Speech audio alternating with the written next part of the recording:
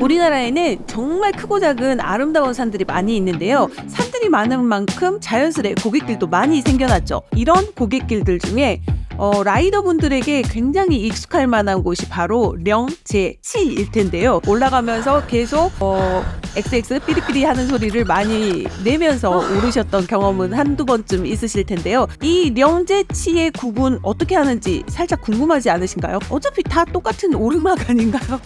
인터넷 검색을 통해서 찾아보니까 령제치의 구분을 이렇게 하더군요. 령은 높은 산맥의 경계점, 높고 험준한 게 특징이라고 합니다. 제는 높은 산의 고갯길을 의미하고요. 치는 높은 언덕 또는 그냥 고갯길을 의미한다고 합니다. 다 비슷한 얘기 아닌가요? 이런 령제치들 중에서 오늘은 우리나라에서 그래도 손꼽힐 만한 령에 대해서 몇 가지 이야기해 볼까 합니다. 이에 대한 자세한 정보는 윈드트립에서 확인하세요.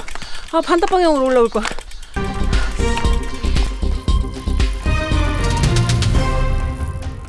자, 첫 번째 령 들어갑니다. 바로 대관령이죠. 대관령 같은 경우에는 강릉을 출발해서 오르셨을 때 약 12km 정도의 구간이 99굽이의 굽이굽이 이어진 길들을 따라 올라갈 수 있는 정말 아름다운 길 중에 하나입니다. 대관령길 같은 경우에는 예전에는 고속도로가 뚫리기 전에는 정말 많은 차들이 오고 갔지만 지금은 정상부에 있는 양떼목장이라던가 다른 관광지로 이동하기 위한 수단으로 많이들 지나쳐 가시는 곳 중에 하나인데요. 이 대관령 같은 경우에는 대관령 힐클라임 대회가 있을 만큼 정말 유명한 오르막이죠. 오르막 자체가 그렇게 힘들지는 않지만 굉장히 긴 오르막이기 때문에 본인의 체력 안배를 잘 하면서 오르시는 게 중요한데요. 참! 대관령 오르시다가 혹시라도 화장실 급하신 분은 대관령 박물관이 있는 액길 쪽으로 살짝 돌아가시면 화장실이 있습니다. 참고하세요. 이 대관령은 대관령 하나만 즐기기에도 조금 아쉬울 수 있으니 바로 꺾고 돌아서 피덕령으로 올라가실 수 있습니다. 대관령에서 지도상으로 보셨을 때 좌측으로 휘감아 돌아가면 피덕령으로 올라가실 수 있지만 우측으로 돌아가면 바로 당목령을 가실 수 있습니다. 당목령 같은 경우에는 지형상 닭의 목을 닮았다고 해서 당목령이라는 이름이 붙여졌다고 하는데요. 이곳이 풍수지리 하시는 분들에게는 길지라고 합니다. 왜 길지인지는 모르겠지만 그냥 지도상으로 봤을 때는 대관령하고 삽당령 딱 중간에 위치해 있어서 자전거 타시는 분들이 많이 오고 가는 건 알겠는데 하지만 당목령을 통해서 올라가실 수 있는 또 하나의 령이 있습니다. 바로 삽당령이죠. 삽당령 같은 경우에는 당목령을 넘고 삽당령으로 올라가시면 삽당령은 의외로 쉽게 올라가실 수 있습니다. 강릉 쪽에서 당목령으로 안 올라오시고 삽당령을 통과해서 당목령 쪽으로 내려가시는 것도 하나의 방법일 텐데요. 저희 같은 경우에는 대관령, 피덕령, 당목령, 삽당령 다 한 번씩 돌아보시는 거 추천드리고요. 자, 대관령만 지나치기는 아쉬우신 분들을 위해서 대관령을 스쳐 지나가면은 65만 평의 어마어마한 배추밭이 기다리고 있는 피덕령을 오르실 수 있는데요. 이 피덕령은 해발 1100m 고지에 위치하고 있는 우리나라의 최대 고랭지 밭이라고 알려져 있습니다. 가서 보시면 정말 어마어마한 규모의 입이 딱 벌어지는데요. 제가 그때 왜 그렇게 힘들게 올랐는지 지금 생각해도 이해가 됩니다. 매우 힘든 코스라 거기를 정말 뚝딱 하고 올라가시는 분들은 정말 리스펙. 반대 방향으로 올라올 거야.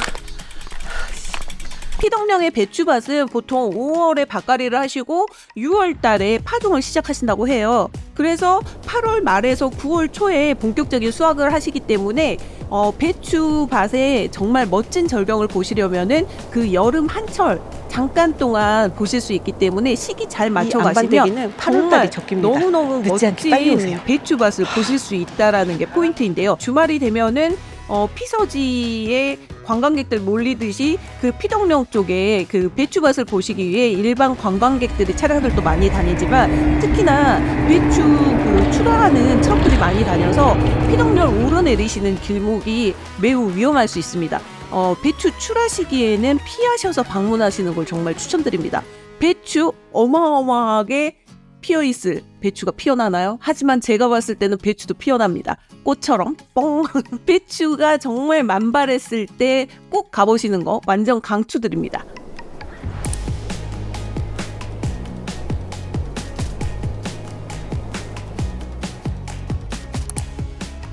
그리고 설악 그란폰도 자전거 타시는 분들에게 가장 익숙한 대회 중에 하나일 텐데요. 설악 그란폰도의 주요 코스인 조침령과 구룡령도 빼놓을 수 없는 코스죠. 날아가는 새도 쉬어가야 한다는 조침령 같은 경우에는 정상부가 터널로 되어 있기 때문에 솔직히 대회가 아닌 시기에는 조금 위험도가 있어서 개인적으로 추천드리고 싶지는 않고요. 기본적으로 조침령은 워낙에 경사각이 힘든 코스라서 일반 체력으로는 오르기 조금 힘드신 코스이긴 합니다. 하지만 구룡령은 오르실만 합니다. 구룡령 북측 같은 경우에는 거리 자체가 11km가 넘기 때문에 본인의 체력 안배 잘 하시면서 오르시면은 정말 아름다운 산세를 만끽하면서 오르실 수 있는 구간인데요. 구룡령 같은 경우에는 이름에서도 느끼다시피 9마리 용의 전설이 있는 곳입니다. 그만큼 아름다운 산세를 자랑하고 있기 때문에 정말 오르시는 내내 오롯이 산과 하나가 되는 느낌을 받으실 수 있는 곳이죠. 올라오는 것도 한참 올라왔는데 내려가는 것도 한참 내려가야 될 것 같습니다. 강원도 하면 또 빼놓을 수 없는 곳이 미시령이 아닐까 싶은데요. 많은 분들이 서울에서 껌 사러 가실 때 이 미시령을 넘어가시는 분들 많으실 텐데요. 미시령 같은 경우에는 울산바위를 품 안에 안고 올라갈 수 있는 코스로 굉장히 유명하죠. 저희 같은 경우에는 동해 바다에서 출발을 해서 고성 쪽에서 출발을 해서 울산바위를 바라보고 미시령을 넘어서 진부령까지 이렇게 돌아 나오는 코스 추천드리고 싶은데요. 물론 진부령으로 해서 미시령 쪽으로 돌아보셔도 괜찮습니다. 미시령 같은 경우에도 미시령 힐클라임 대회가 열릴 정도로 굉장히 유명한 어필이죠. 미시령 전체 코스 자체가 자전거 우선도로로 지정이 돼 있기 때문에 일반 차량들이 많이 다니는 곳이긴 하지만 그래도 자전거로 오르시는데 크게 무리가 없습니다. 다만 미시령 자체가 워낙에 고지대이기 때문에 기상 조건에 따라서 매우 험난하실 수 있습니다. 가끔 비바람이라던가 이런 게 많이 몰아칠 경우에는 체온 관리 잘 하셔야 된다는 거 유념하시고요. 미시령에서 진부령을 오르실 때는 중간에 매바위 인공폭포를 지나시게 되는데요. 매바위 인공폭포 같은 경우에는 말 그대로 인공적으로 폭포를 구현해 놓은 곳인데 이 인근이 진부 황태 덕장들이 많다 보니까 황태 관련 상품을 파는 곳이 많고요. 식당들도 물론 많습니다. 저희 같은 경우에는 그 근처에서 늘 보급을 하곤 했기 때문에 보급 필요하신 분들은 꼭 여기에서 한번 쉬었다가 진부령 쪽으로 향하시는 걸 추천드립니다. 진부령 같은 경우에는 백두대간의 최북단에 위치한 곳이 바로 진부령인데요. 딱 여기가 지금 우리가 있는 여기라는 거지. 근데 울릉도하고 독도 거의 제주도급인데? 고성군에 위치해 있죠. 진부령 북측 기준으로 오르막 길이가 10km가 조금 넘기 때문에 오르실 때 굉장히 힘든 코스긴 하지만 미시령을 통과해서 진부령으로 가시는 분들에게는 정말 짜릿한 내리막을 선사해주는 곳이 바로 진부령입니다. 진부령을 딱 내리고 나면은 바로 고성을 지나서 바로 고성 앞바다까지 다이렉트로 가실 수 있기 때문에 정말 한여름 내리막길에서 맞이하는 그 바람의 느낌을 제대로 만끽할 수 있는 곳이 바로 이곳입니다. 그렇지만 늘 말씀드리듯이 내리막길은 더 조심하셔야 된다는 거. 내리막길에 과속하시면 정말 위험합니다. 늘 안전 라이딩 하시고요. 이에 대한 자세한 정보는 윈드트립에서 확인하세요. 국토종주 하셨던 분들이라면 누구든 피해갈 수 없는 곳이 바로 이화령이죠. 자전거 타시는 많은 분들에게 거의 필수 코스로 자리 잡은 이화령 같은 경우에 대부분 입문하시는 분들에게 어마어마한 두려움과 공포의 대상이죠. 저도 처음 이화령을 넘기 전에 엄청난 두려움에 떨었던 기억이 나는데요. 물론 지금도 그렇게 쉬운 코스는 아닐 수 있지만 많은 분들이 이화령 도전을 계기로 새로운 고갯길을 찾아 나서지 않나 싶습니다. 백두대간 이화령 같은 경우에는 충북 괴산에서 문경까지 이어지는 고갯길인데요. 소백산맥 자락에 위치해 있고 이화령에 도착을 하시면 엄청 큰 표지석과 함께 휴게시설이 잘 되어 있습니다. 처음 거기 도착했을 때는 정말 다리가 후들거려가지고 주변 경치를 바로 보지 못했던 경험이 있는데요. 그래도 많은 분들이 이화령 오르막을 오르시면서 정말 다양한 생각에 잠길 수 있는 곳이 바로 그곳이 아닌가 싶은데요. 모든 라이더들의 로망이자 필수 코스 이화령, 자세한 정보는 윈드트립에서 확인하세요.